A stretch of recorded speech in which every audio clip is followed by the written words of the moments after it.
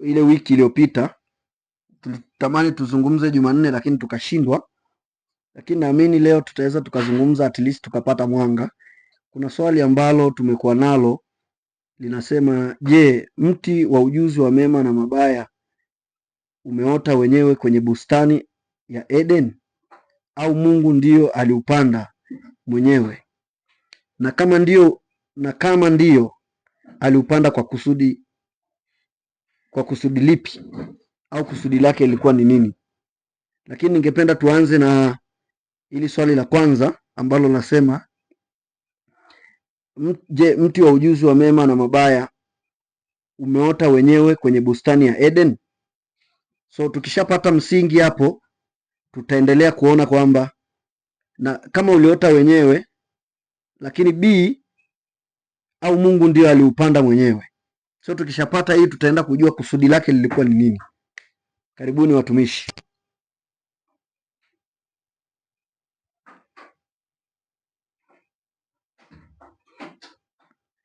Nikaribishe watumishi hapo tuweze kuchangia kwenye eneo hilo, tuweze kuona, je, huu mti uliota wenyewe au ni Mungu aliupanda?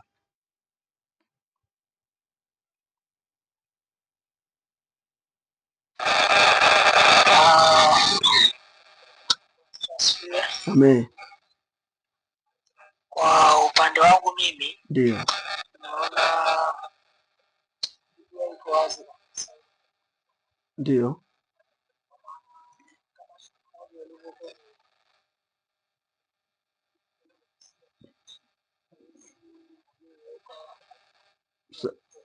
mtumishi, sauti yako inakuwa haitoki kabisa. Haitoki hapo? Hapo sawa.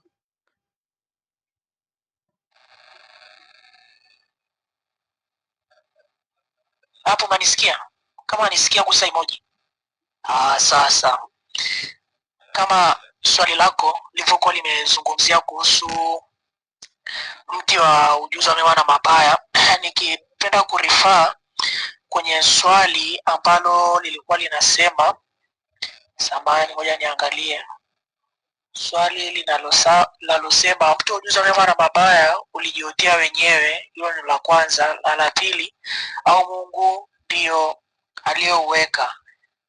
Kabisa nataka tuweze kujua kusudi la Mungu kuweka mti wa ujuzi wa mema na mabaya lilikuwa na maana kwanza ya kiroho na uhusiano kati ya Mungu na mwanadamu, na Biblia haijasema moja kwa moja kusudi lilikuwa ni hili, lakini tunaona kupitia maandiko, yani kuwa Mungu aliliweka akiwa ana kusudio lake maalum. Mungu aliweka akiwa anajua kitu ambacho anatakiwa mwanadamu anatakiwa kuweza kufanya. Kwa kitu cha kwanza ni Mungu alikuwa anampa mwanadamu uchaguzi wa kweli, mwanadamu achague mwenyewe. Kama tunajua sisi tumeomba tulikuwa tuna utashi, tatu tumeshaumbwa na utashi. Kwa Mungu hakutaka Adamu na Hawa wawe kama roboti tu wanaomtii bila uchaguzi wa kwao wenyewe. Kwa sababu mara kwanza walikuwa na free will, lakini sasa hivi anawapa uhuru wa kuchagua. Na kama hakuna uchaguzi, basi hakuna utiifu wa kweli wala upendo wa kweli. Kwa maana tukisoma katika Mwanzo mlango huu wa 2 mstari wa Mwanzo 2:17 tunaona kuona anasema matunda ya miti wa ujuzi wa mti wa ujuzi wa mema na mabaya usiale, ambayo iliyowapa mambo mawili. Kitu cha kwanza kabisa walikuwa wanatakiwa waweze kumtii Mungu, au kitu cha pili ni kutokumtii Mungu. Kwa hiyo ilikuwa kama condition, kwa tunatakiwa tumtii Mungu au tusiweze kumtii Mungu. Lakini kitu cha pili, Mungu alikuwa anataka kuweza kuangalia utii wao au watu ambao huyu mtu ambao alikuwa nimemuumba tayari ana ule moyo wa utii. Kwa hiyo mti ulikuwa mtihani wa uaminifu mbele za Mungu. Umeona? Kwa Adamu na Hawa walikuwa na kila kitu kizuri bustanini, lakini Mungu akaweka mpaka mmoja tu, uso mti wa ujuzi wa mema na mabaya.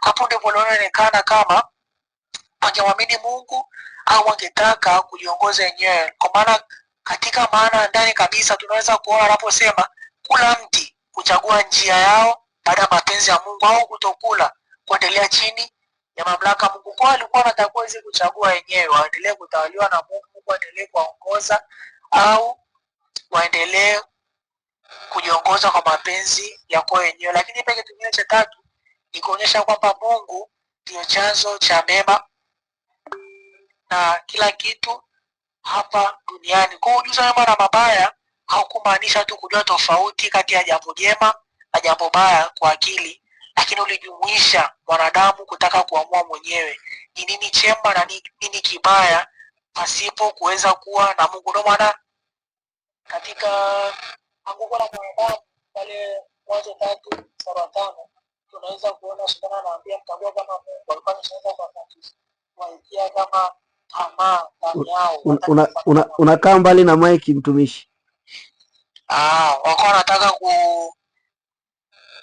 ile tamaa kutaka kuweza kuwa mbali na Mungu, ndio kitu ambacho walikuwa wameshaikiwa kwanza na Shetani. Lakini pia walikuwa wanatakiwa waweze kujua, walikuwa katika hali ya kuweza kujaribiwa pia. Je, wanadamu ataendelea kumtegemea Mungu au anataka kujitegemea peke yake kiroho? Lakini pia alikuwa anatakiwa kusudi la mtu wa ujuzi wa mema na mabaya ulikuwa pia ni kufunua matokeo ya dhambi. Mungu tayari alikuwa ameshakwisha kuonya, siku mtakapokula matunda mti huyo hakika mtakufa. Hakika hiyo inamaanisha double death, watakufa. Yani ni lazima, yani surely you die, ni lazima utakufa. Kwa hiyo huyo mti unaonesha kuwa kutokumtii Mungu kuna matokeo yake. Kwa mfano kifo au dhambi inavyoweza kuendelea hapa duniani tunavyoweza kuona, na dhambi inavyoleta mauti na utengano na Mungu. Lakini pia kusudi la huo mti ambalo kwa upande wangu mimi hapa, kwa maoni yangu kabisa, ambao nimeona ni kitu kikubwa, ulikuwa ni mpango wa ukombozi. Na nimejaribu kupitia wiki hii tangu Jumatano, nimekuja kuona baadhi ya walimu wengi wa Biblia wanaeleza kuwa Mungu kwa kuwa anajua yote tangu mwanzo, tayari alikuwa na mpango wa ukombozi kupitia Yesu Kristo hata kabla wanadamu kuweza bado hajaweza kuanguka. Yani tayari Mungu alikuwa ameshajua kabisa nitatumia njia hii niweze kumuokoa mwanadamu. Kwa maana tukisoma Mwanzo katika kitabu cha Ufunuo 13:8 tunaweza kuona mwanakondoo aliyechinjwa tangu kuwekwa misingi ya dunia, ambao alikuwa anazungumzia ni Yesu Kristo. Tayari alikwisha kutolewa sadaka kabla ya kuwekwa misingi. Kwa kuanguka kwa mwanadamu. Amani. Nilikuwa nataka tuweke msingi kwanza, umeenda kwenye lengo. Nilikuwa natamani tujue kwanza huu mti ulikuja wenyewe, ulijiotea wenyewe, au ni Mungu aliupanda? Alafu sasa tukishakaa hapo kwenye lengo, then kwenye msingi sasa tuende kwenye lengo. Nimesha kujibu mara kwanza kuwa huo mti ndio ni Mungu ndo aliyeuweka mwenyewe, haujajiotea wenyewe. Unaweza mtumishi ukatupa reference tukaona ni jinsi gani, kwa sababu natamani na watu wengine waweze kupata, alafu waweze kuwa na msingi vizuri, ingekuwa imependeza. Kwa sababu ndio Biblia iko wazi. Mimi natumia Biblia Kiingereza hapa. Ndio. Sasa Biblia Kiswahili karibu. Ndio. Sasa nimeona umenijaza kwenye kupa. Nitasoma Mwanzo 1:31. And God saw everything that he had made, and behold, it was very good. And the evening and the morning were the 6th day. Kwa hiyo hivi Mungu tayari alikwisha kuumba kila kitu mwenyewe duniani. Nasikia kwa maana Mungu ndo alianzisha kila kitu kabla misingi ya ulimwengu kuweza kuwa. Na tukisoma katika mlango wa kwanza tunaweza kuona Mungu tayari alikwisha kuumba mimea ya ardhini. Ngoja nikutafutie. Katika huu Mwanzo mlango wa kwanza tunaweza kuona kuanzia mstari wa 21. And God created great whales and every living creature that moves which the water brought forth upon after their kind, and every winged fowl after its kind, and God hapana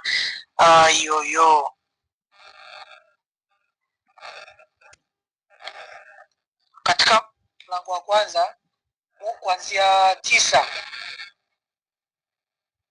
Dry land and earth and gathering together of waters called the sea, and God saw it was good. And God said, let the earth bring forth grass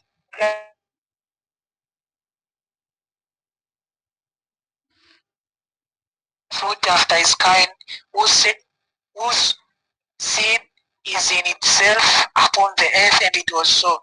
Kwa hiyo tunaweza kuona tena anaendelea kusema mstari wa 12, and this God forth grass and herb yielding seed after his kind, and the tree yielding fruit whose seed was in itself after his kind, and God saw it was good.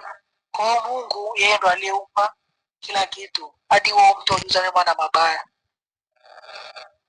na sidhani kama kuna mtu ambaye anaamini neno la Mungu wala atakataa kusema kuwa Mungu hajaumba mtu ujuza mema na mabaya.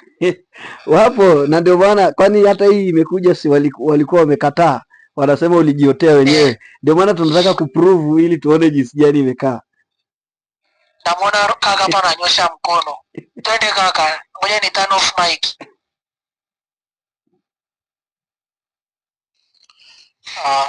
Ninamshukuru Mungu kwa ajili ya nafasi.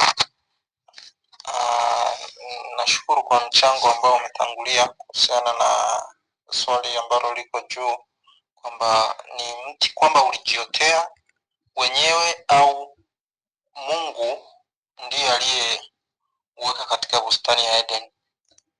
Msingi wa swali hili ninaona kwamba unatokana na fundisho ambalo linasema kwamba huu mti ambalo mmoja ya watumishi amefundisha kwamba huu mti sio Mungu aliyouweka. Na kwa nini anasema hivyo? Ni kwa sababu ya kile ambacho kilitokea wakati huo mti ulipotumiwa na mwanadamu, kwamba ulimwangusha mwanadamu akaanguka katika dhambi. Jambo la kwanza ambalo ninasema kwamba huo mti ni kwamba haukujiotea wenyewe. Tukisema kwamba huu mti ulijiotea wenyewe, tunaufanya huu mti kwamba haukuumbwa, basi wenyewe una uwezo wa kujiumba. Kwa hiyo tunauweka kwenye level ambayo ni tofauti na viumbe vingine. Kwa hiyo tutaona kwamba kuna kitu kingine ambacho kilikuwa na uwezo wa kujifanya bila Mungu kufanya. Na tunaambiwa kwamba vitu vyote vilivyopo vina mwanzo, na mwanzo wake ni Mungu ambaye alivitengeneza.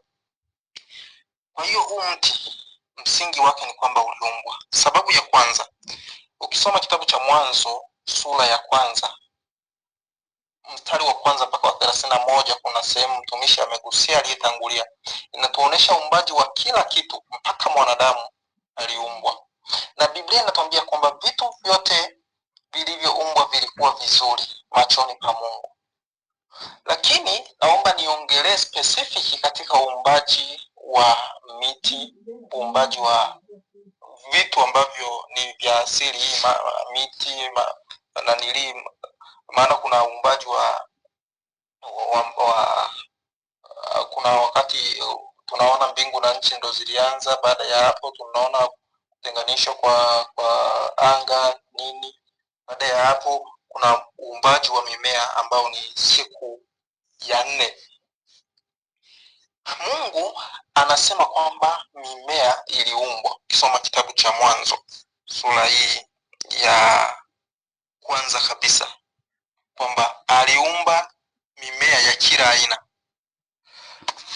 Kwenye mimea ya kila aina, sababu ambayo ninakuja nayo, Mungu hakutaja kila jina la mmea aliyouumba.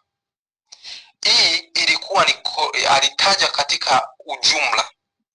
Ina maana kwenye hii eneo hakuna sehemu tunaona mmea specifically umetajwa.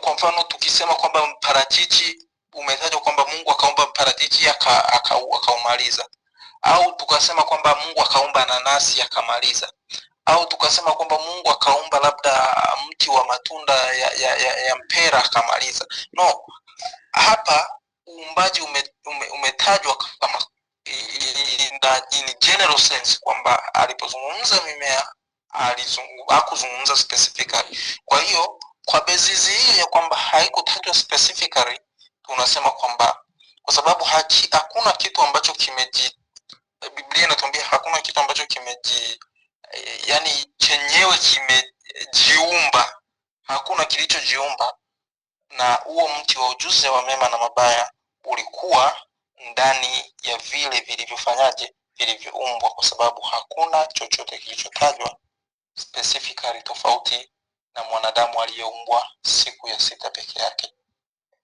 Kwanza nikomee hapo kwenye swali husika kwamba iliumbwa au ulijiotea. Haukujiotea, uliumbwa, kwa sababu hakuna mmea wowote mwingine uliotajwa specifically mpaka tuwe na sababu ya kwamba huu mti wa ujuzi wa mema na mabaya ulipaswa utajwe specifically. Alafu sababu ya pili nyingine ni kwamba mti wa ujuzi wa mema na mabaya umekuja kutajwa kwenye mlango wa pili. Tayari uumbaji umeshafanyaje? Umeshakamilika. Kwa hiyo kwa nini umetajwa baada ya uumbaji kukamilika ndo unakuja kutajwa? Na ukisema kwamba huu mti ulijiumba, au ukisema haukuumbwa kwenye mwanzo katika uumbaji wa kawaida ambao ni wa siku sita, unakuwa unafanya kwamba kuna progression ya creation ambayo ilikuja kutokea mbele. Na sasa shida ni kwamba mtu anasema ulijiumba. Sasa hiyo ni tatizo nyingine. Kama angesema Mungu aliuumba baadaye, tungesema yes, to defend kwamba Mungu aliumba siku sita, sio siku zaidi ya sita. Lakini umekuja kuwa pia sura ya pili ambapo tayari kazi ya uumbaji ilikuwa imeshakamilika. Kwa sababu hizo mbili, hakuna specific mentioning ya mmea mwingine tofauti ambao tutasema tu specify, lakini pia huu mti wa ujuzi wa mema na mabaya umekuja kutajwa wakati kazi ya uumbaji imeshakamilika. Asanteni, tutaendelea na swali lingine linalofuata, mweze kuchangia kwa ajili ya kitu kingine ambacho tunatamani kujua. Mtumishi, kabla hujaenda hapo umesema kwamba in general Mungu alikuwa ameumba, akutaja majina. So ukija sura ya pili unauona tayari anazungumzia, inamaanisha ni kwamba ilikuwepo na jina lake ambao tunakuja kuiona sura ya pili, ili kutofautisha sura ya pili na sura ya kwanza, au kutofautisha progression ya creation.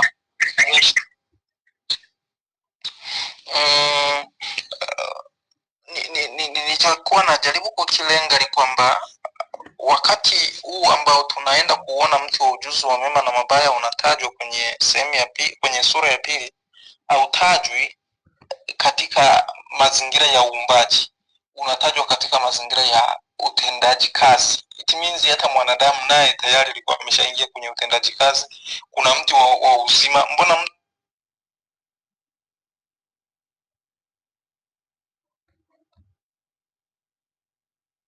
zungumzia mti wa uzo? Ni viumbe vya Mungu vimeshaanza kumrespondi Mungu. Uumbaji tayari unaendelea kufanya kazi, ameanza kupatia. Kwa hiyo wakati huo unatajwa sura ya pili, hautajwi katika mazingira ya kuumbwa, lakini unatajwa katika kufanyaje ya matumizi. Yani it's like tunatumia unaweza ukawa na kitu na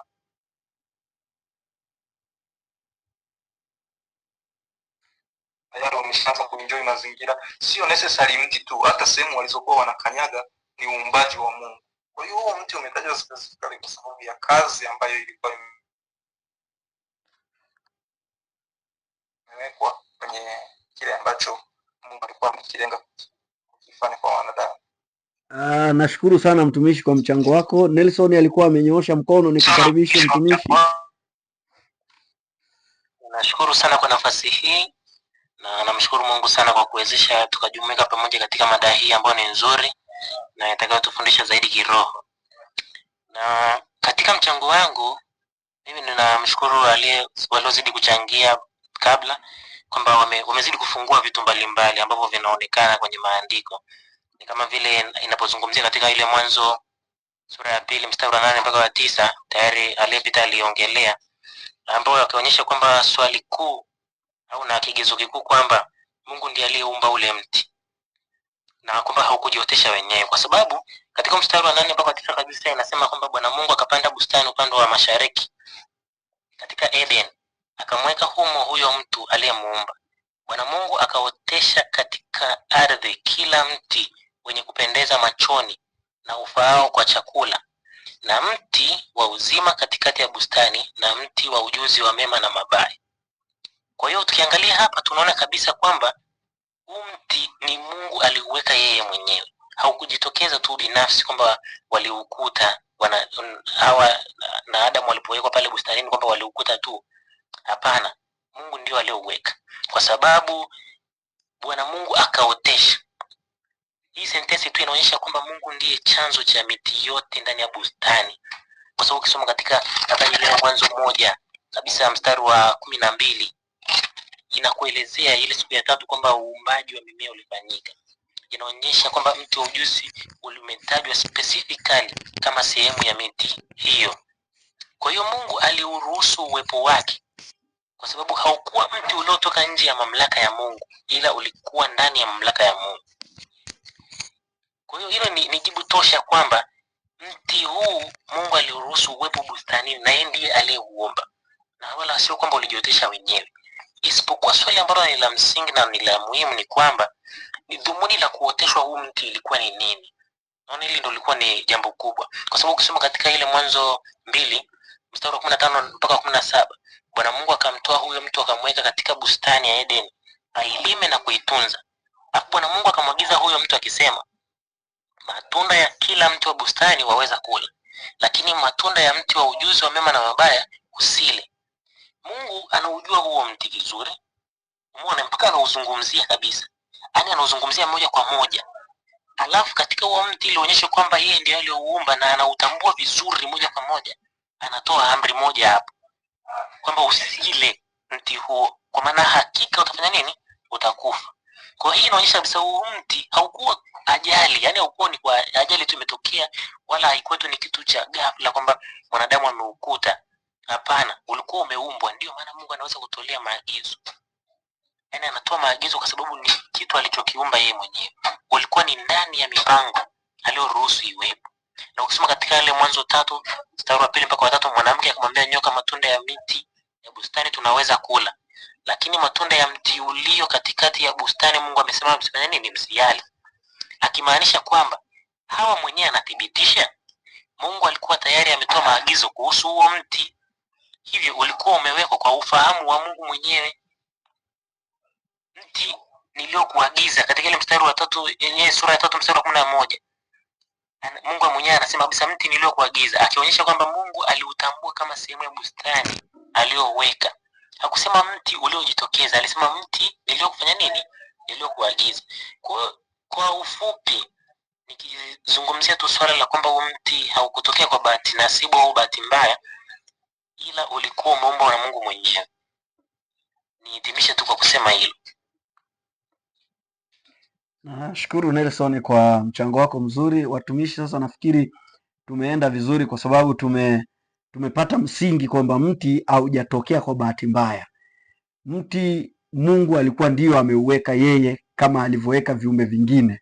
So hapo kwanza tumeshakuwa na msingi ya kwamba mti haujaja kwa bahati mbaya, na sasa tunaelekea kwenye swali la pili baada ya kupata msingi ya kwamba huu mti haukuwepo kwa bahati mbaya, ni Mungu mwenyewe alikuwa ameuweka, na nimeona reference ambayo watumishi mmeitumia, na nafikiri hata wasikilizaji watakapokuwa wanasikia wataenda kurifaa, je, hichi kitu watumishi walikuwa wanaongea ni sahihi, na hiyo itawatengenezea mazingira ya kuelewa kwamba hichi kitu kiko vizuri. Sasa basi ninatamani tuende kwenye eneo la pili, maana tumeshakula dakika 30 katika eneo la kuweka msingi. Nafikiri dakika 30 tulizonazo tutaweza kwenda kuona, je, sasa lengo kamili au dhumuni au kusudi la huu mti lilikuwa ni nini? Kusudi la huu mti lilikuwa ni nini katika maisha ya mwanadamu? Karibishe hapo watumishi, ili tuweze kudadavua hapo, ili tuone kwamba huu mti ulikuwa umewekwa na Mungu na ulikuwa una kusudi gani katika maisha ya mwanadamu. Nikaribishe, mada iko hewani, watumishi.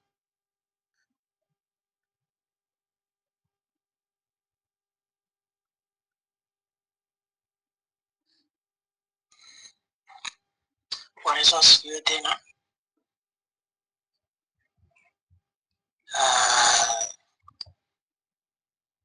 Nikirejea kutoka kwenye hoja zote hizo, mimi naunga mkono, kuanzia kwa ndugu yangu Rogers, kwa Nelson, lakini pia napenda niendelee ambapo swali linaendelea kuuliza lengo la kuwekwa mti ni nini?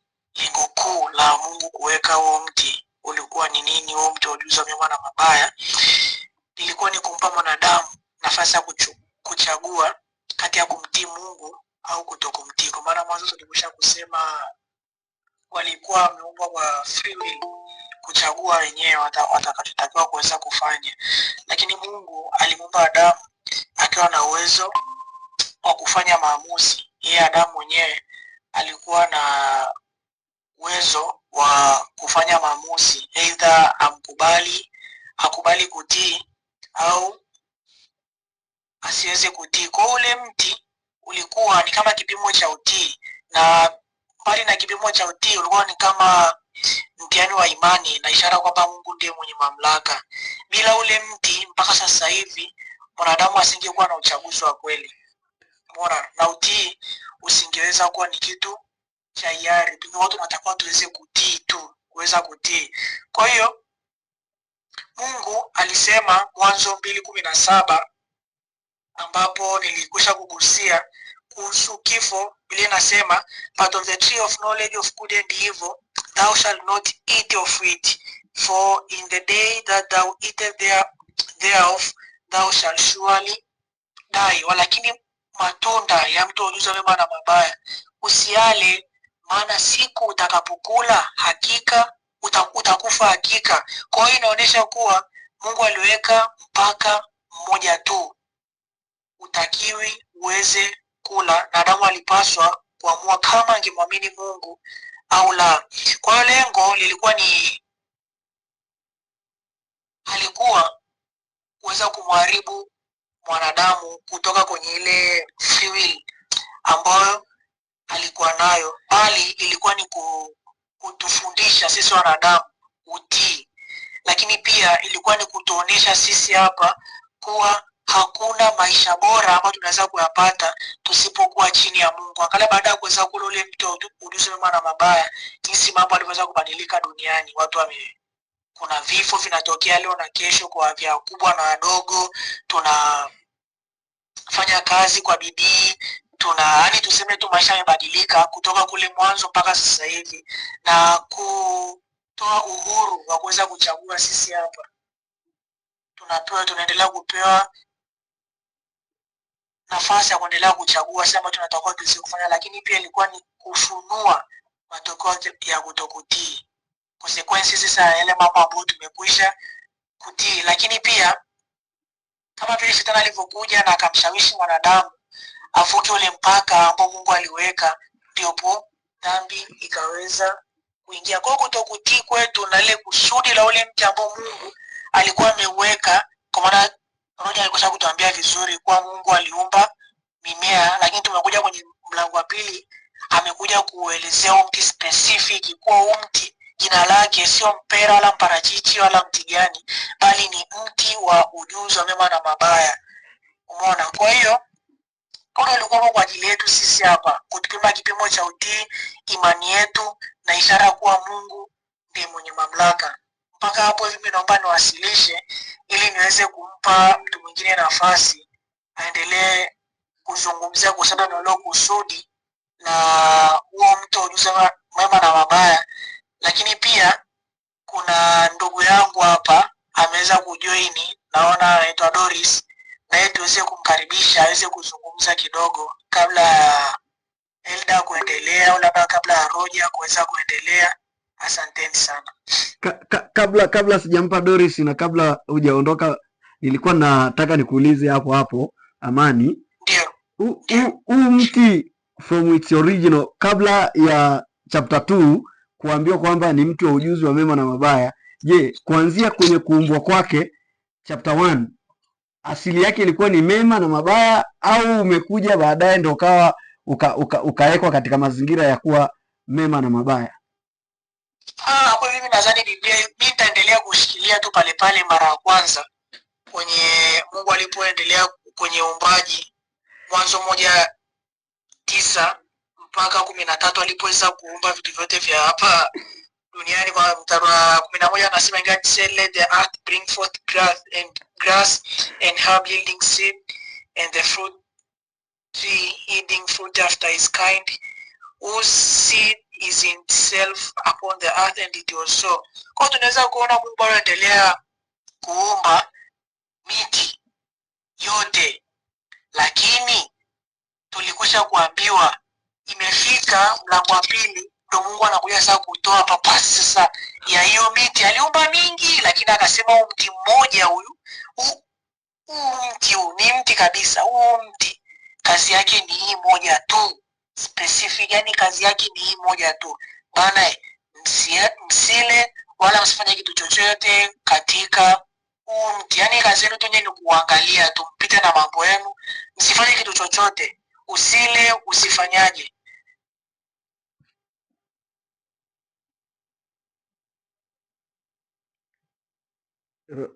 Roger naona ameraise mkono.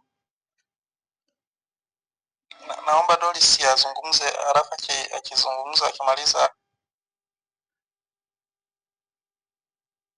halafu mimi niendelee. Kama nasalimia ni sawa. Bwana ni mwema. Kwenye kutokana na hiyo mada ambayo inaongelewa hapo kwamba mti wa ujuzi wa mema na mabaya ulikuwepo, yani ngoja kwanza nisome swali. Anasema kwamba mti wa ujuzi wa mema na mabaya ulijitokeza wenyewe au Mungu ndo aliweka? Kama Amani alivyoongea, ameongelea Mwanzo 1. Tunajua kwamba hapo mwanzo Mungu akiwa anaumba mbingu na nchi kulikuwa hakuna kitu chochote. Hiyo ni kitu cha kwanza ambacho tunatakiwa tujue, kwamba kulikuwa hakuna kitu chochote. So means kwamba huo mti nao ulifanyaje? Alitamka ukawepo. Hicho ni cha kwanza ambacho mimi ningependa kusema, kwamba haukuwepo tu wenyewe, yani haukujitokeza yenyewe, Mungu ndo aliweka. Lakini pia lengo la kuweka ni kwamba yeye alimpa mwanadamu nafasi ya kuchagua kile ambacho anakitaka, kwa sababu tunavyosoma Biblia walipewa maelekezo kabisa kwamba kulia ni vyote, lakini huu mti usifanyaje? Usiuguse. Kwa hiyo alichokuwa anataka yeye akiona, alikuwa anataka aone utii, kwamba watamtii. Hivyo naweza kusema hivyo tu. Nashukuru Doris, na zaidi ya yote ni mtukuze Mungu kwa ajili yako pia, na umekuta tunaendelea, lakini bado umekuwa kwa line, so inaonyesha ni jinsi gani theological uko sahihi. Nikukaribishe Roger, nafikiri na pale mwisho tutamkaribisha vizuri ili tukimbizane na muda na mada. Karibu Roger. Asante sana, ninashukuru kwa nafasi nyingine, nashukuru kwa michango ya walioweza kuchangia. Ninaenda moja kwa moja kwenye mada. Ninashukuru umeuliza swali zuri sana ambalo nilitamani kuanza nalo, swali linalosema kwamba huu mti by nature ulikuwa ni wa ujuzi wa mema na mabaya, au huu mti ulikuja kufanywa baadaye wa ujuzi wa mema na mabaya. Ninaamini kwamba kila alichokiumba Mungu, Biblia inatuambia mstari wa 31 kitabu cha Mwanzo, kilikuwa ni chema. Naomba nisome. Mungu akaona kila kitu walichokifanya, na tazama ni chema sana. Ikawa jioni, ikawa asubuhi, siku ya 6. Tunaanzia hapo kwamba kila alichokiumba Mungu kilikuwa ni chema. Kwa hiyo huu mti by nature sio mbaya. Na ninaomba nichangie kwamba tatizo halikuwa kwenye mti. Tatizo alikuwa kwenye mti. Na kitu kikubwa ambacho tunapaswa kujua kwamba shida kubwa ambayo tunapaswa kuiangalia, tupaswa kuangalia watu wengi wanatafutaga huu mti ulikuwa ni tunda gani. ilikuwa ni apple, kwa sababu apple inatumika kwenye mapenzi na mahusiano. Kwa hiyo watu wamekuwa wakijaribu kutafuta aina ya mti. Je, ni apple? Je, lilikuwa ni tunda la aina gani ili ambalo Eva aliangalia akalitamani? Mimi nataka niseme kwamba sina haja ya kujua lilikuwa ni tunda gani. Either ilikuwa ni apple, either ilikuwa ni papai, either ilikuwa ni nanasi, either ilikuwa ni nini. Kitu ambacho ninafahamu kwamba vyote alivyoviumba Mungu vilikuwa ni vyema, na huo mti wa ujuzi na mema na mabaya haukuwa mbaya. Sababu ya pili kwa nini haukuwa mbaya, Eva alipotazama, Biblia inatuambia ulipendeza macho, ulitamanika kwa chakula. Kwa hiyo by nature haukuwa mbaya, inawezekana ilikuwa ni best fruit. Narudi kwenye pointi ambayo ilikuwa inalengwa. Pointi ya nini? Ya utii, ambayo ndugu zangu waliotangulia wameisema. Mungu aliwaambia kwamba huu mti usile. Haimaanishi kwamba ni mbaya, ila usile, siku utakapokula huu utakufa. Naomba nitoe illustration kwamba maji, bahari ni nzuri, tunahitaji maji ili tuishi. Lakini ukiangalia sehemu ya bahari yenye kina kirefu, mtu akikwambia usiingie pale, ukiingia utazama, na ukizama huwezi kuibuka tena. Wewe ukaingia ukazama ukafa pale kwenye maji, tatizo linakuwa ni maji au tatizo linakuwa ni wewe ambaye hujakubali kuamini kwamba yale maji yana kina kirefu. Kwa hiyo kilichotokea katika Eden sio tatizo la mti ulikuwa wa aina gani, sio aina ya tunda lilikuwa ni la aina gani. Tatizo kubwa ni kwamba kuna kipimo kilikuwa kinapimwa cha utii, na ndio maana Biblia inatuambia kwamba waliambiwa watakapokula watakufa, wasipokula wataishi milele. Kwa hiyo hapa ilikuwa ni njia mbili, aidha kumtii Mungu au kutokumtii Mungu. Kwa hiyo hiyo ndio ilikuwa tatizo kubwa. Na kwa nini nina ujasiri wa kusema kwamba hilo ndilo ni tatizo kubwa? Kwa sababu hii ndiyo inatuleta kwenye njia ya Injili, ndiyo inatuleta kwenye message ya ujumbe wa Injili na kile ambacho Mungu alikuja kukikamilisha kwa mwanadamu, kumwokoa mwanadamu. Ni inatupa picha ya kile alichokuja kukifanya Kristo. Kitabu cha Warumi sura ile ya 5 mstari wa 19. Sura ya 5 mstari wa 19. Biblia inasema, kwa sababu kama kwa kuasi kwake mtu mmoja watu wengi waliangamizwa katika hali ya wenye dhambi. Naomba nisome, kabla sijamaliza nisome Biblia ya Kiingereza. Biblia ya Kiingereza inasema, for as much by one man's disobedience many were made sinners. Ina maana ya kwamba kwa kutokutii kwake mmoja. Haisemi kwa sababu ya lile tunda ambalo walikula, kwa sababu ya tunda lililokuwa bustanini ndio dhambi ikaingia ulimwenguni. No, kwa kutokutii kwake yule mmoja. Ina maana tatizo alikuwa kwenye tunda, tatizo lilikuwa kwa huyu mwanadamu aliyepewa maagizo. Kama nilivyotoa illustration ya maji. Maji tunayatumia kuvua samaki, maji tunayatumia kunywa, maji tunayatumia kupikia. Lakini sehemu yenye maji mengi ukiingia, ukiambiwa hapa usiingie utaangamia, ukaingia, lazima utafanyaje? Lazima utaangamia. Sasa that is what happened. Ndio kile kitu kilichotokea. Kwa hiyo kilichonanili ni kutokutii. Na kwa nini ninaleta hivyo? Kwa sababu nyingine, sababu ya kile alichokuja kukamilisha Kristo. Yesu Kristo, tatizo lingekuwa kwenye ni mti gani, ni aina gani ya tunda, Yesu angekuja kung'oa huo mti. Hakukuwa na haja ya Yesu amwage damu kwa ajili ya dhambi hiyo ni nani. No, ilikuwa ni simple. Mti una shida, basi Mungu anang'oa mti. Lakini Biblia inatuambia kwamba Yesu alikuja kufanya kazi moja, kuleta utii kamili, perfect obedience. Utii wa sheria ambao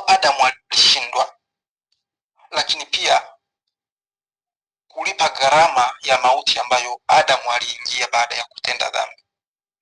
Ndio Biblia inatuambia mstari huu wa 19, kwa sababu kwa kuasi kwake mmoja, kuasi hapa tumeona kutokutii kwake mmoja,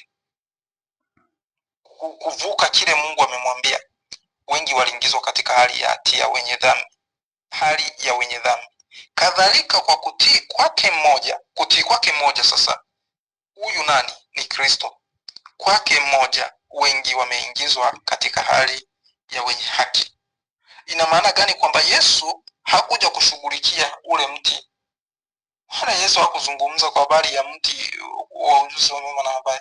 Yesu alikuja kudili na action ambayo mwanadamu alifanya.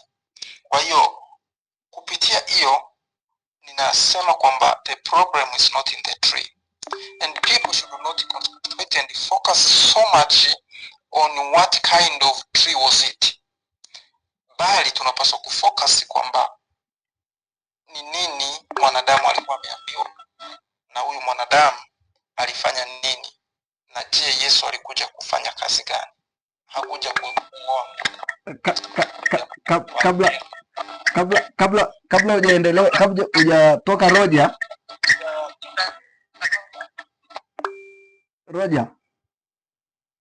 kabla hujatoka, nilikuwa nataka hapo, umesema kama ingelikuwa ni shida ni mti, Yesu angekuja kuung'oa. So lakini ukirudi, kuna swali linaweza likajitokeza hapo mtumishi, kwamba ukirudi kwenye mstari wa 23 na wa 24 kwenye Mwanzo 3, unaona Mungu alimnyima Adam kwenda alimfukuza kwenye ile bustani ili asiende akala lile tunda la mti wa uzima. So hapo huwezi kuona mtumishi kwamba kuna kitu kimejificha hapo. Kwa nini Mungu, sababu ipi Mungu Adam asije akala ule mti, kama vile ule mti ulikuwa hauna maana? Karibu mtumishi.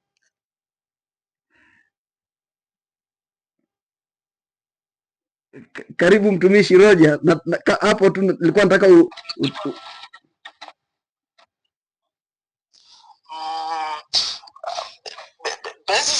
basis yangu ya kusema kwamba unajua Mungu ameshaweka kitu fulani, na ndio maana nikasema kwamba yaweza mti haukuwa, sio kwamba yani haukuwa na maana totally, lakini kazi ambayo ulikuwa umewekwa pale kwa ajili ya kufanya haitufanyi tu focus kwenye mti, inatufanya tu focus kwa mwanadamu. Na ndio maana nikasema Yesu alipokuja, yeye hakuja kudili na mti, na sasa hivi hatutaenda mbinguni kwa sababu tumefanyaje? Tumekula kwenye mti wa uzima, bali Biblia inatuambia kwamba tunda la mti wa uzima tutakutana nalo mbinguni. Lakini tunaendaje mbinguni? Kwa kumtii yule, kwa kumwamini yule ambaye alimtii Mungu kikamilifu pasipo kutenda dhambi. Kwa hiyo ukiangalia, Mungu alimfukuza Adam asile tunda la mti wa uzima, kaishi milele katika dhambi. That was ilikuwa ni rehema ya Mungu, kwamba huyu mtu kila mti wa uzima ataishi kwenye nini? Kwenye maisha ya dhambi milele. Kumbuka ameshatenda dhambi. So tunachokuja kukiona mahali hapa, na mimi kwa nini nina focus kwamba mti haukuwa na shida, kwa sababu Mungu, nimetoa sababu ya kwanza, kila Mungu alichokifanya kilikuwa ni chema. Kwa hiyo mti wenyewe haukuwa na ubaya tu, kile Mungu alitaka kumtesti mwanadamu, ambacho wengi sawa. Mtumishi, nimkaribishe Amani alafu Nelson, naona wameinua mikono, niwakaribishe tuone ni nini mchango ulioko hapo. Sasa asante. Mimi naona kama Elda umeniwahi na swali langu kwa Roja, lakini nadhani Roja ameongea hivyo ili nirekebishe mimi, kwa maana mimi ndo nilisema tayari Mungu alikwisha kujua kwa sisi wanadamu kwa kupitia Adamu tutaanguka kwa kukosa kwa utii wa Adamu. Kwa ule mti ulikuwa umewekwa kwa ajili ya Yesu Kristo kuja. Nadhani ulikuja muelewa Roja alichokuwa anataka kulirekebisha hapo, ndio maana akatupeleka kwenye Romans kwa Mungu intention yake ilikuwa ni nini. Na mimi kwanza Roja alivyoongea hivyo nimeshock, nikasema nimeongea heresi mpaka naamua kunirekebisha au anataka kuongezea kitu, lakini nimemsikiliza Roger vizuri, nimemuelewa. Hapo kwenye kusema kuongoa, mimi naungana naye kabisa mkono. Kama Mungu angekuwa anajua hivyo atakuja kutokea yote, tayari angekwisha kuharibu kabisa huo mti. Lakini focus yetu ambacho Biblia inatuambia, haijatuambia wazi kuwa mwanadamu alikuwa anatakiwa atii. Hapana, bali alichokuwa Biblia inachotuambia sisi hapa, tukisoma kwenye mlango wa 2, ni kweli tunaonyesha tunatakiwa tuweze kutii, tuitii sauti ya Mungu. Unaona, kwa hiyo bado tutarudi pale pale, kusudi ni kwenye utii na kukosa kwetu sisi utii. Ndio maana mimi na wewe sasa hivi tunafanya kazi, tunalima, tunatoka jasho. Kwa kukosa kwetu utii, sasa hivi tunazika ndugu zetu wakubwa kwa wadogo, tunateseka ya kutokukosa nini? Ya kutokukosa utii. Na Yesu Kristo amekuja kukamilisha kile ambacho Adamu hakuweza kufanya. Adamu wa kwanza hakuweza kufanya. Kwa mimi nitaungana na Roger, nampa makofi haya hapo 100%. Nimeungana naye alivyoweza kuzungumza. Labda sijui kwa upande wa Nelsoni anataka kuongezea nini, labda atakuwa na wazo lake au atakuwa anataka kuongezea hapo kwa Roger, lakini mimi naungana na Roger 100% alichokuwa amekizungumzia kuhusiana na Yesu Kristo. Na niko pia kwenye upande wako kwenye swali lako ambalo ulikuwa umemuuliza. Sitaenda mbali sana, lakini kwanza ni mpe Nelsoni nafasi kwa sababu ya muda aweze kuzungumza. Karibu Nelson. Nashukuru Amani kwa kuweka clear. Karibu Nelson.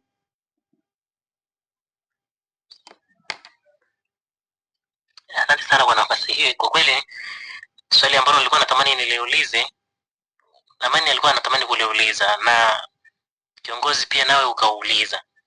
Kwa hiyo ni moja ya swali kweli Roho Mtakatifu ameruhusu liongelewe, lakini niongezee katika hilo swali kwa sababu nimemsikia Rogers hapo akiongelea na kweli nimemuelewa, akionyesha kwamba swala sio mti, shida sio mti, kwamba ni kupitia uchaguzi wa mwanadamu mwenyewe. Na katika hilo sasa mimi nikapata swali moja kwamba kwani kuna tofauti gani kati ya Mungu kuruhusu jambo na Mungu kusababisha jambo? Kwa sababu kwanza hata mpaka mwanadamu akafanya ule uchaguzi wa kula ule mti, kwanza kuna ushawishi wa nyoka. Huyo nyoka ameruhusiwa kuingia katika bustani. Umeona? Kwa hiyo Mungu pia aliweza kuruhusu hili jambo. Na yeye alilijua kuanzia mwanzo. Sasa nikatamani kujua kwanza hii tofauti, kwamba kuna tofauti gani kati ya Mungu kuruhusu jambo katika hii nadharia na Mungu kusababisha jambo fulani likatokea.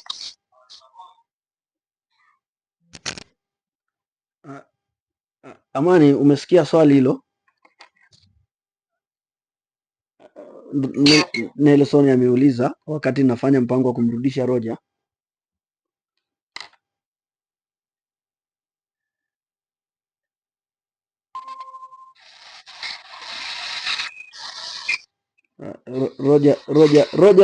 Roger amekuja. Swali labda nimrudishe Nelson aulize. Samahani sana jamani, nimepigiwa simu ya kawaida ikawaondoa.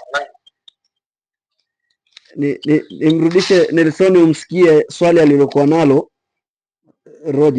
Roger, nataka nimrudishe Nelson usikie swali alilokuwa nalo hapo, alafu tuweze kwenda pamoja.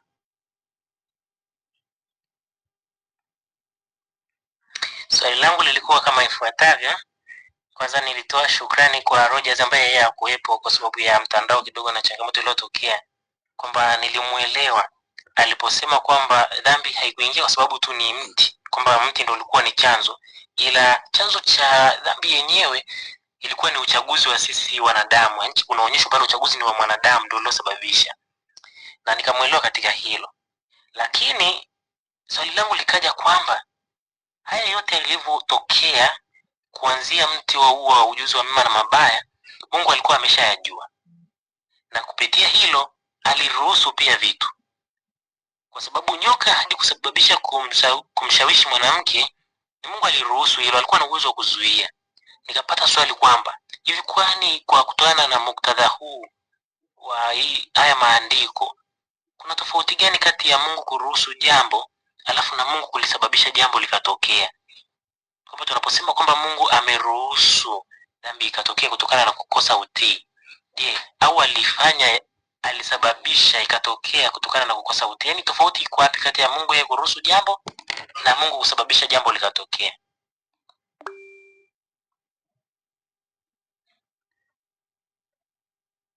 Watumishi, karibuni muweze kuona kutoa mchango hapo. Mtumishi amepata mkanganyiko kidogo. Kuna tofauti gani kati ya kuruhusu na Mungu kuwa chanzo cha jambo kutokea?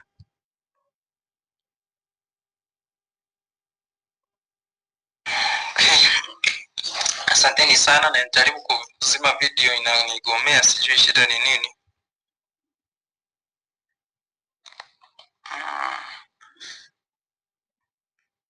Kitu cha kwanza ambacho ninaweza nikasema ni moja ya eneo ambalo lina changamoto, lakini tutalijibu kwa sababu kulingana na maandiko.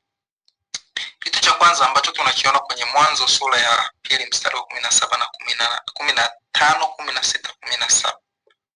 Biblia inazungumza nini ambacho Mungu alimwambia mwanadamu. Kumbuka huyu mwanadamu aliumbwa katika haki, katika ufahamu na katika utakatifu. Huyu mwanadamu alikuwa anaelewa. Mungu hakumuumba kama roboti. Hakuwa kitu ambacho hakielewi. Kwa hiyo ndio maana Mungu alipomwambia kwamba fanya hiki, Mungu alikuwa anaambia mtu ambaye anajua amemuumba kwenye standard gani. Kwa hiyo the will of God ilikuwa ni moja: usile, ukula. Kwa hiyo mwanadamu alikuwa yeye ni achagua kwamba atamtii Mungu au atamtii Mungu. Lakini Mungu specifically kabisa ameshaonesha ni njia ipi ambayo ni sahihi kwa mwanadamu. Akamwambia njia ya kula mti wa uzima ndio itakuwa salama kwako. Na ndio nikatoa mfano kwamba mtu anapokuambia jamani, hii njia si sawa, for example hata kwenye maisha yetu ya kawaida, Biblia imezungumza uzinzi si sahihi, inakemea uzinzi, inakataa uzinzi. Lakini pia hata jamii yenyewe ukifanya ni kitendo ambacho si sawa, unaambiwa bwana, ukifanya uzinzi utapata labda magonjwa. Lakini still bado watu wanaenda. Si kwamba wajui madhara yake, watu wanajua madhara yake, lakini still bado wanafanyaje? Wanaenda. Na kinachotokea sometimes wengine wanapata magonjwa kama HIV, kama nini, vitu kama hivyo. So you say kwamba Mungu kujua haimaanishi kwamba ameruhusu. Mungu anamjua shetani, ila Mungu hamwambii shetani fanya hiki anacho. Though Mungu ako kwenye control ya kila kitu, ndo anayeongoza kila kitu, lakini haimaanishi kwamba Mungu anakubaliana na kile ambacho shetani anakifanya. So the same to what happened kwa Adam. Mungu ameshatoa, haya ndiyo mapenzi yangu, ule mti wa ujuzi wa uzima, ila wa ujuzi wa mema na mabaya usile. Sawa mtumishi, naona dada naye ananyoosha mkono hapo. Tumsikilize alafu tutaendelea pamoja. Nilikuwa nataka niulize kutokana na hilo swali alilouliza Nelson hapo kwamba Mungu kwa nini, kama anajua kwa nini anaruhusu. Kaka Rogers hapo amesema kwamba anajua lakini wakati mwingine haruhusu. Sasa naomba nitoke nje ya mada kidogo. Turudi kwenye scenario ya Ayubu. Mungu si alijua, na shetani si alienda kabisa akamuomba kwamba naomba nikamjaribu, na akamruhusu. Kwa hiyo kuna nyakati Mungu anajua Halafu pia anafanyaje? Anaruhusu kwamba hilo jambo litokee. Hata kwa Adamu ni hivyo hivyo, alijua kwamba ataanguka, na ndio maana baada tu ya kuanguka pale akatafuta solution. Alikuwa ashaandaa kabisa mpango wa namna ya kumkomboa. Naweza nikasema tu hivyo. Naomba watumishi mumjibu theologically, muoneshe hiyo njia hapo. Kuna kitu ameweka hapo theological, naomba muweke sawa hapo. Kuna kitu kidogo nataka kikae vizuri hapo.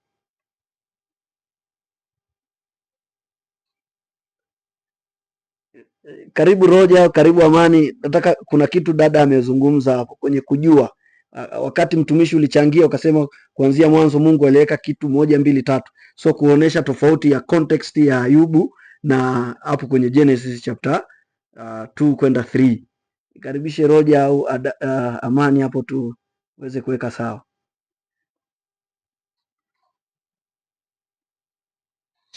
Yes. Nashukuru. Kuna mtu mmoja aliandika kwa habari ya mapenzi 7 ya Mungu. Mapenzi 7 ya Mungu. Na moja ya mapenzi 7 ya Mungu kuna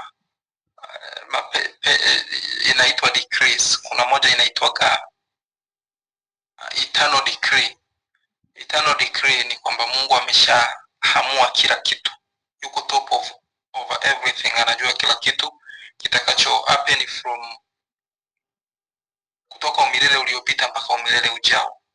Hiyo haibadiliki, na nina kwenye hiyo mapenzi yake ya umilele kuna vitu ambavyo pia sisi tunaviona si sawa, lakini Mungu tayari yeye amesha decree tangu mwanzo.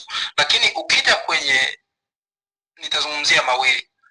Ila pili, kuna kitu kinaitwa permissive will au sijui niwekeje kwa Kiswahili, ila ngoja nieleze kwamba ni Mungu anaruhusu hilo jambo linafanyika. Na ukienda kwa Ayubu ndo tunakuja kukuta kitu kinaitwa permissive will. Na always permissive will sio destructive in purpose, kwamba Mungu pamoja na kwamba aliruhusu Ayubu apitie ile kitu, lakini Ayubu hakuanguka. Ukiangalia Ayubu, permissive will mostly inakuwaga na lengo la kuleta utukufu kwa Mungu. Lakini ukirudi mwanzo, anguko la Adam halikuleta utukufu kwa Mungu. Ile ilikuwa ni rebellion against God direct. Ndipo Mungu akaamua akaingilia. Na niseme hivyo kwamba ni vitu viwili tofauti. Mungu ya Adam, Mungu aliona, lakini hakuruhusu Adam atende dhambi, kwa sababu ameshamwambia don't do this, japo alijua. Lakini kwa Ayubu Biblia inatuambia haliruhusu ifanyike, lakini kupitia kuruhusu Mungu alitake care mpaka ikafanyaje, ikakamilika, mpaka Ayubu akashinda. Na utukufu kamrudia Mungu. Amina. Ninashukuru kwa maelezo mazuri Roja, na nafikiri Doris pamoja na Nelson mmeweza kumuelewa mtumishi wa Mungu alivyodadavua kutoka kwenye mwanzo kwenda mpaka kwenye Ayubu. Kwenye mwanzo Mungu hakuruhusu, kwenye Ayubu kulikuwa kuna permissive will, na ile permissive will ilikuwa under control mpaka mwisho utukufu ukarejea kwa Mungu. Lakini huku Mungu alikuwa ameshaweka kwamba usifanye hichi na hichi, ukifanya hichi utakufa. Kwa hiyo still yule mwanadamu alikuwa anatakiwa kubaki kwenye ile obedience, simame kwenye ile line ambayo Mungu alikuwa amemweka. Huu ndio mstari unatakiwa utembee hapo. Sijajua kama Amani kuna kitu unataka kuongezea hapo.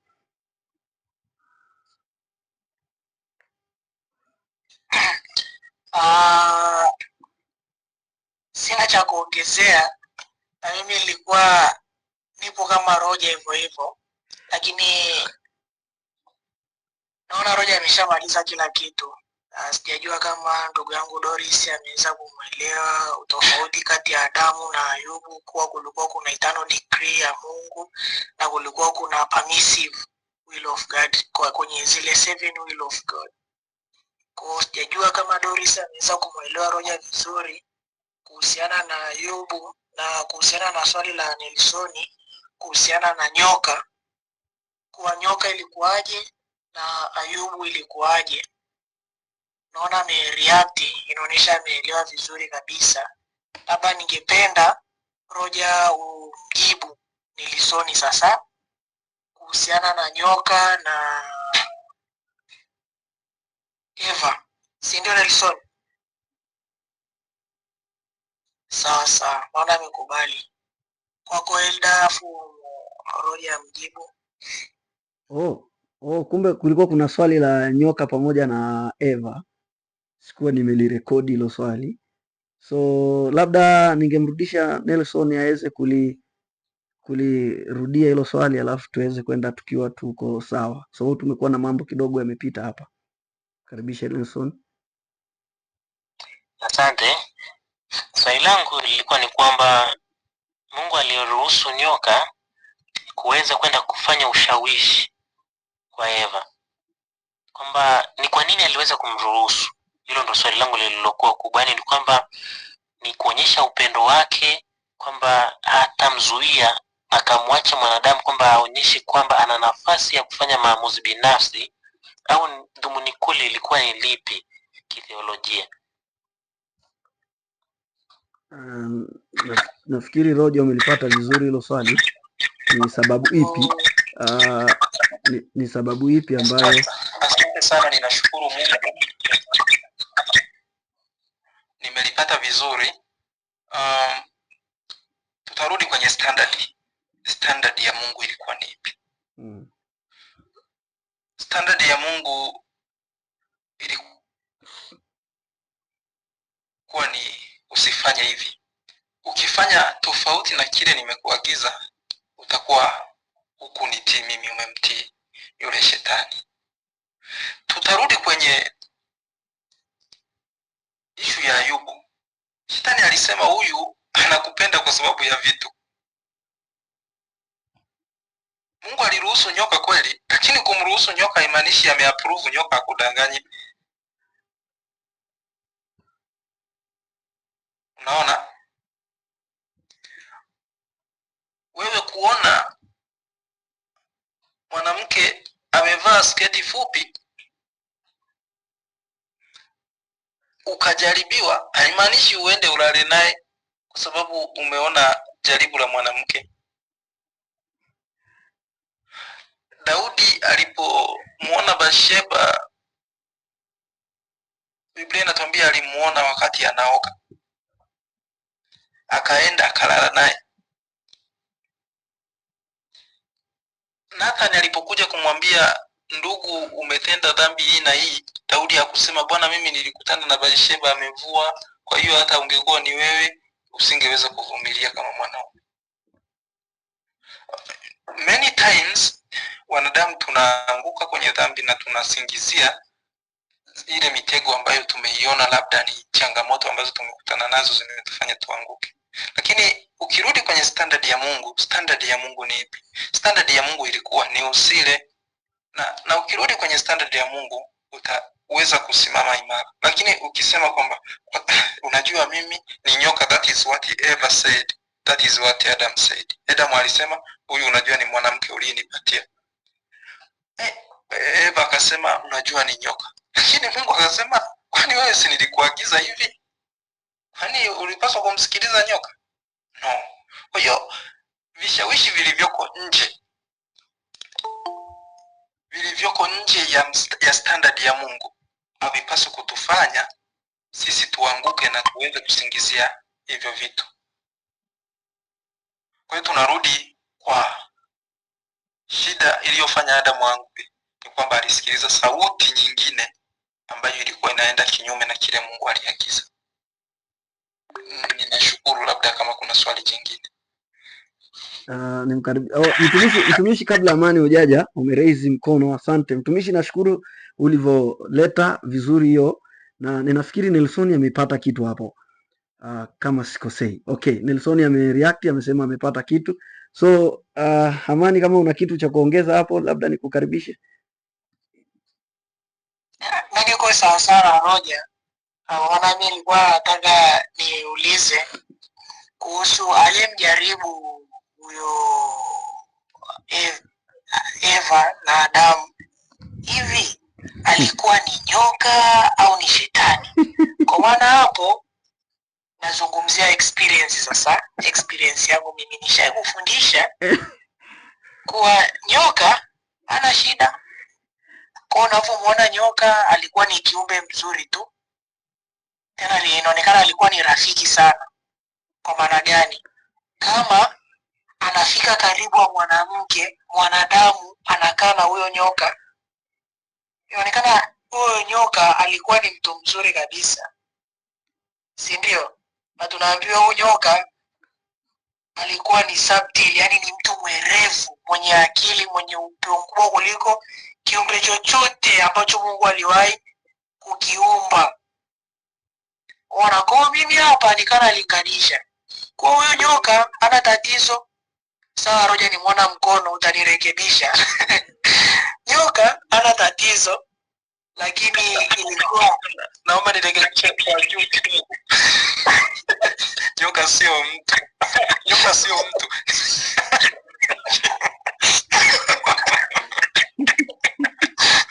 Asante. Nimesema ni mtu. Yani nasema alikuwa ni mnyama. Si ndio? Kwa maana kama kwenye Mungu anaanza kuhukumu sasa anakuja kusema utaanza kutembea kwa tumbo. Inamaanisha nyoka alikuwa na miguu. Miguu ikapotea. Anaanza kutembea na tumbo sasa. Anakula vumbi tu. Unaona, kwa au kitu ambacho mimi napenda sana kujifunza kutokana na hii scenario ya nyoka na Eve ni marafiki ambao tunawachagua sisi kuwa nao. Shetani alimwona huyu mwanamke na huyu nyoka wako karibu. Akasema nitatumia njia gani kumfikia huyu mwanadada? Rafiki yake huyu ni nyoka. Twende kwa nyoka. Unaona madhara yake? Nyoka miguu shwa. Anaanza kula vumbi tu.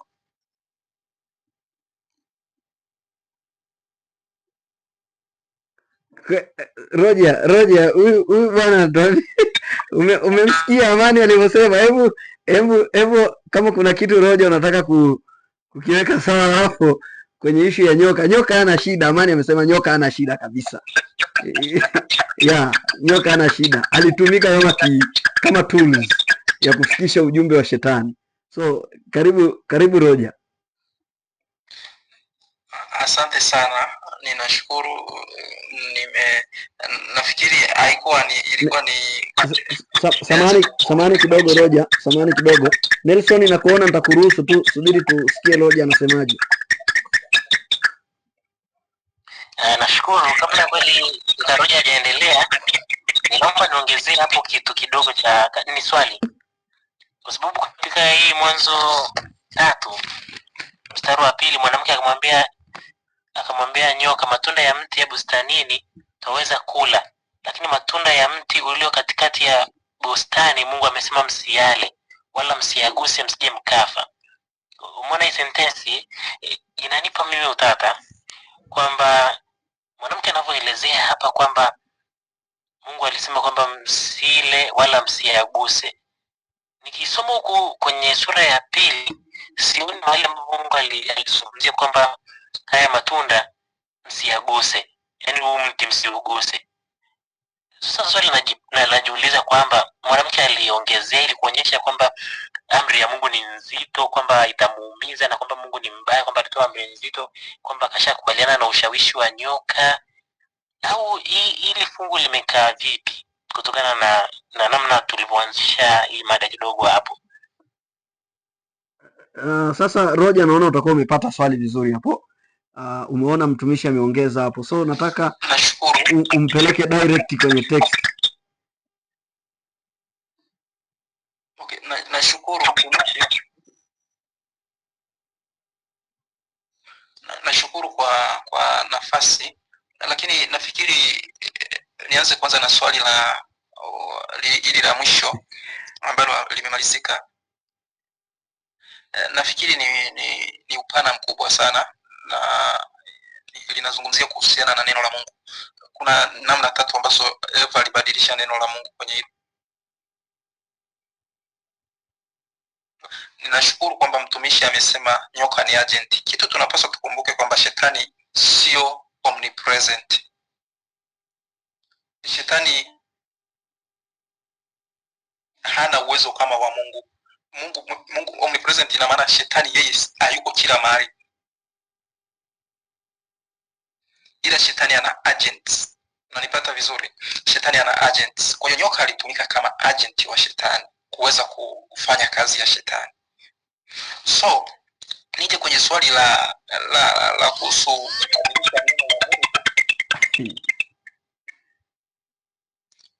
nije katika swali la kubadilisha neno la Mungu. Hii ni shida ambayo inaonekana kwamba Eva hakusimama imara kwenye maandiko, na ndio maana tunapaswa kusimama imara kwenye maandiko kwamba Eva alibadilisha almost kila kitu. Alibadilisha, aliongeza na akapunguza pia. Kwa hiyo inaonesha udhaifu mkubwa ambao alikuwa nao katika maandiko, na shetani alipoona huo udhaifu aliutumia huo udhaifu kuweza kufanyaje? Kuweza kuwadanganya na kuweza kumwangusha.